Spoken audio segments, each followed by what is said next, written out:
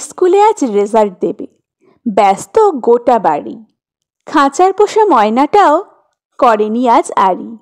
কুট্টি পিসি রান্নাঘরে, বকুল মাসি ছাদে।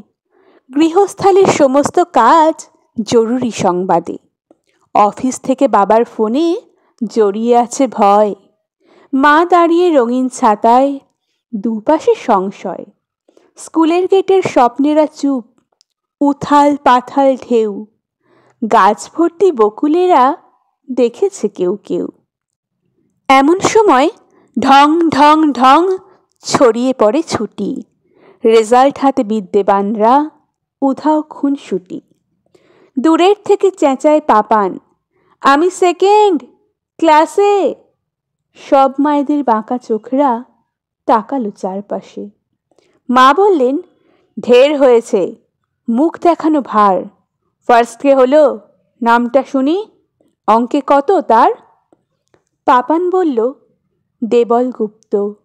অঙ্কে সে 100ই, আমি পেলাম 90, তার বেশি পেলাম কই? সারাটা দিন খেলিস শুধু, মা বললেন রেগে। সব স্বপ্নই আধার হলো চাঁদে গ্রহণ লেগে। চল বাড়িতে, দেখাচ্ছি আজ খেলার কি যে মানে। দেবল হলো চাঁদের টুকরো, সব্বাই তা জানে। তখন পাপান ভয়ের চোখে তাকালো মার দিকে। ও যে ভীষণ মিথ্যে বলে ক্লাসের আন্টিকে। বলুক, তাতে দোষ কিছু নেই, ফার্স্ট হয়েছে ক্লাসে। মায়ের কথায় পাপান সোনার দু চোখ ছেপে আসে। সেকেন্ড হওয়া না মিথ্যে বলা, কোনটা ভালো বলো?